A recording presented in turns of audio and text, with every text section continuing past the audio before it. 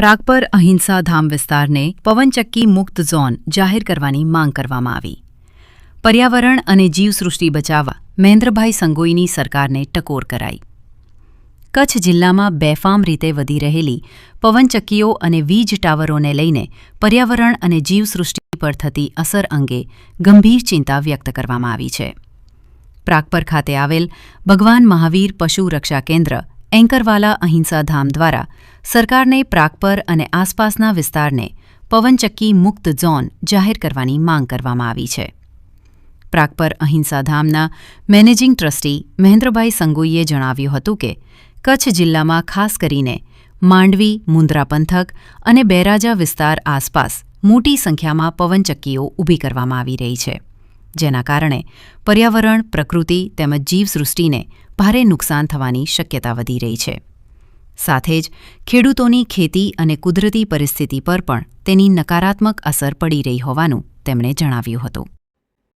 તેમણે વધુમાં જણાવ્યું હતું કે એક તરફ સરકાર વિકાસની વાતો કરે છે, પરંતુ બીજી તરફ પવનચક્કીઓ અને વીજ ટાવરો વધતા અહીંના કુદરતી જંગલને પર્યાવરણ પર ગંભીર અસર પડી રહી છે। આ મુદ્દે સરકાર અને તંત્ર દ્વારા કોઈ ખાસ નિયંત્રણ અથવા આયોજન જોવા મળતું નથી। મહેન્દ્રભાઈ સંગોઈએ પ્રધાનમંત્રી, મુખ્યમંત્રી તેમજ સ્થાનિક સાંસદ અને ધારાસભ્યોને રજૂઆત કરીને પ્રાગપર અહિંસા ધામ અને નંદી સરોવર આસપાસના વિસ્તારોને પવનચક્કી મુક્ત ઝોન જાહેર કરવાની માંગ કરી છે।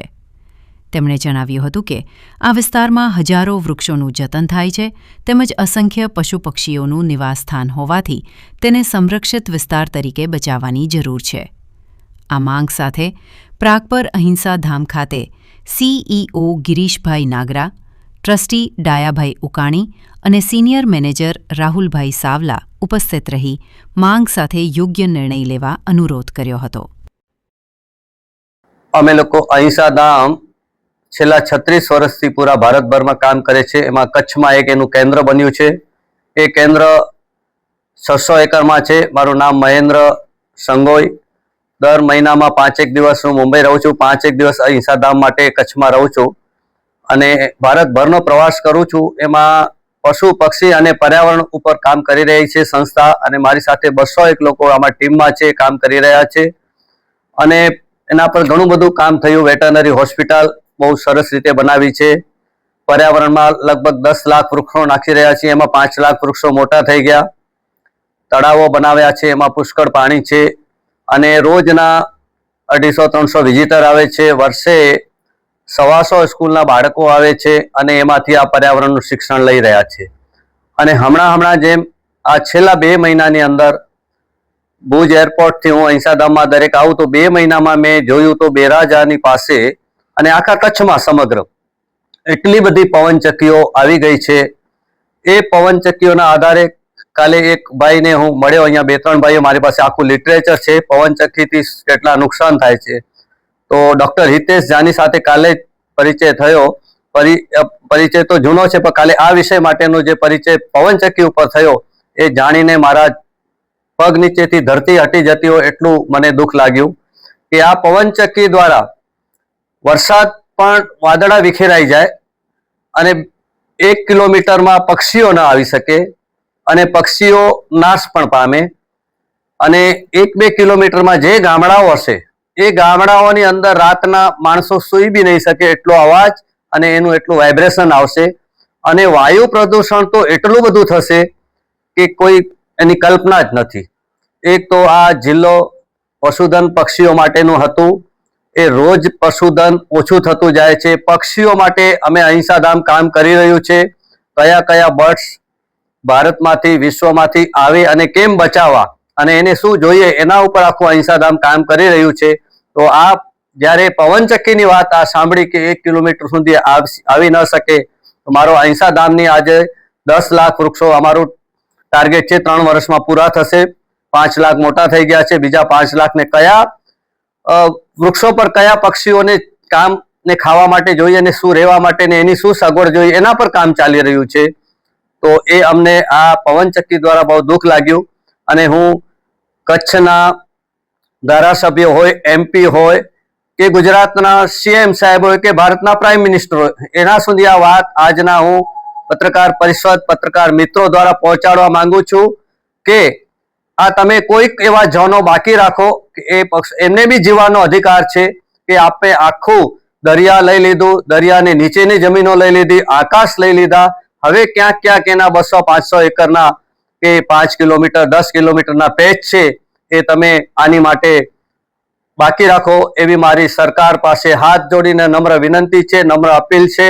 તો આની ઉપર આપ સરકાર જે અધિકારીઓ હોય, જે આ પશુ પક્ષી પર્યાવરણ ઉપર જેને પણ હૃદયમાં થોડો પણ હોય તો આ જાગૃત થઈ અને આ પવનચક્કીઓનો અમારો જે વિસ્તાર છે એના 5 કિલોમીટરમાં પવનચક્કી મુક્ત ઝોન સરકાર વિધાનસભામાં લઈ અને આ પાસ કરે એવી હું નમ્ર વિનંતી રાખું છું, નમ્ર અપીલ કરું છું. નહીં તો અમારા પક્ષીઓ જે આ લાખોની સંખ્યામાં પક્ષીઓ ઉપર કામ થઈ રહ્યું છે, એક ચકલી નાશ થઈ ગઈ તો ચકલી માટે અમે પીલું નામના લગભગ 10,000 ઝાડ નાખ્યા, લાખ ઝાડ મીઠી આંબલીના નાના પક્ષીઓ માટે નાખી રહ્યા છીએ.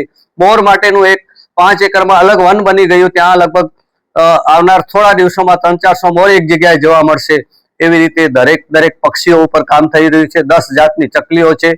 નાનાથી મોટા પક્ષીઓ પણ કેમ બચાવવા, પશુધન કેમ બચાવો એના પર આ કામ કરી રહી સંસ્થા છે.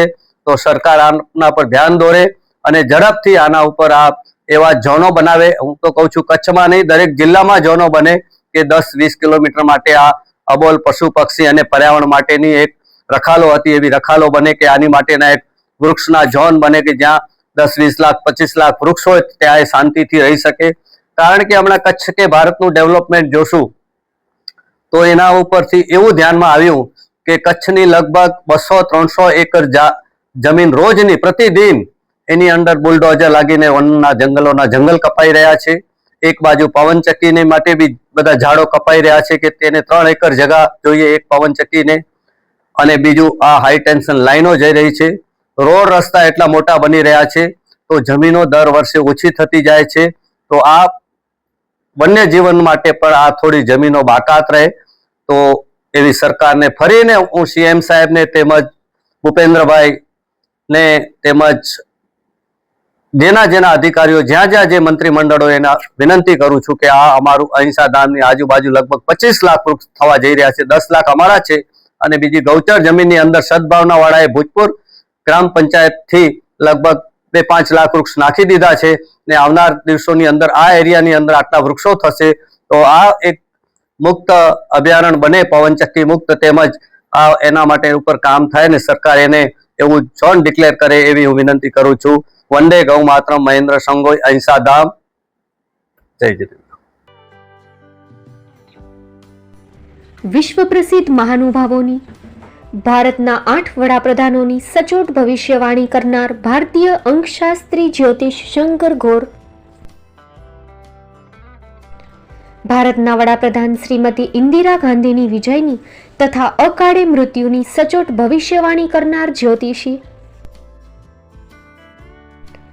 ભારતના વડાપ્રધાન રાજીવ ગાંધીની વિજયની તથા રાજીવ ગાંધીના અકાળે મૃત્યુની સચોટ ભવિષ્યવાણી કરનાર ભારતીય અંકશાસ્ત્રી,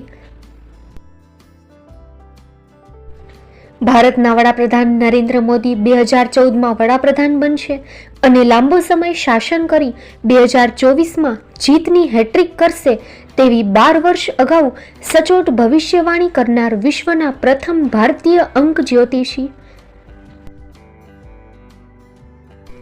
મંત્રજાપ ગુરુના નંગ વગર મુંબઈ, રાજકોટ, જામનગર, ગાંધીધામ અને ભુજમાં 20,000થી વધારે લોકોને સાચી સલાહ અને સચોટ ઉપાય કરનાર જ્યોતિષીની સાચી સલાહ ઘર બેઠા મેળવો. જ્યોતિષી શંકર ઘોર. સંપર્ક કરો 9909602928. એડ્રેસ નોંધી લેશો. ટીના હાઉસ, ડોક્ટર ભાણજી સ્ટ્રીટ, છઠ્ઠી બારી, રિંગ રોડ, ભુજ, કચ્છ.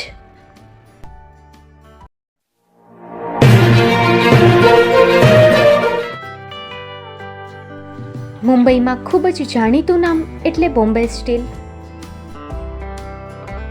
અહીંથી તમને મળશે ઘર વપરાશના તમામ વાસણો, હોટેલવેર, કેટરિંગને લગતી દરેક પ્રકારની વસ્તુ હાજર સ્ટોકમાં. Dinner set, mixer, pressure cooker તેમજ દરેક પ્રકારના સ્ટીલના અવનવા વાસણો ખરીદવા માટે વિશ્વાસપાત્ર સ્થળ. સાથે વાસણોની ફેન્સી વેરાયટીઓ હાજર સ્ટોકમાં. મુલાકાત લ્યો Bombay steel exclusive showroom. Export અને હોલસેલ ભાવે વાસણો મળશે. નંબર નોંધી લેશો. જગદીશભાઈ પટેલ 9221870713 022 6674 7625. મારુતિ જોગડે 9930864095. Website www.thebombasteel.com. અમારું સરનામું નોંધી લેશો. Bombay steel, shop number 16-18, Godiji building, Tamba Kanta, Paydhuni, Kalbadevi road, Mumbai 400003, Maharashtra.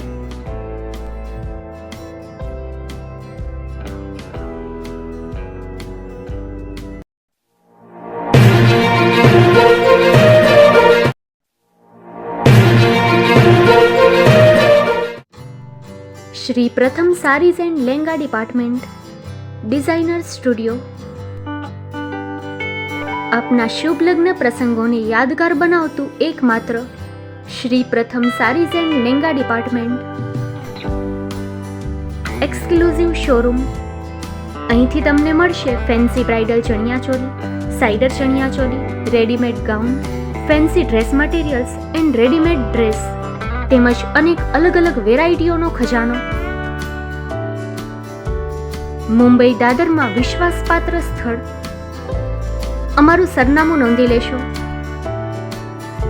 Shop number 5-6 and room number 11-12-123, Hariram mansion, bank of મહારાષ્ટ્રની સામે, દાદા સાહેબ ફાલ્કે રોડ, દાદર ઈસ્ટ, મુંબઈ, મહારાષ્ટ્ર. સંપર્ક કરો વિપુલભાઈ જે વ્યાસ. Mobile number 9769781930, 9082438586. તો તમે રાહકોની જુઓ છો, આવો તમારા પરિવાર અને મિત્રને પણ સાથે લઈ આવજો.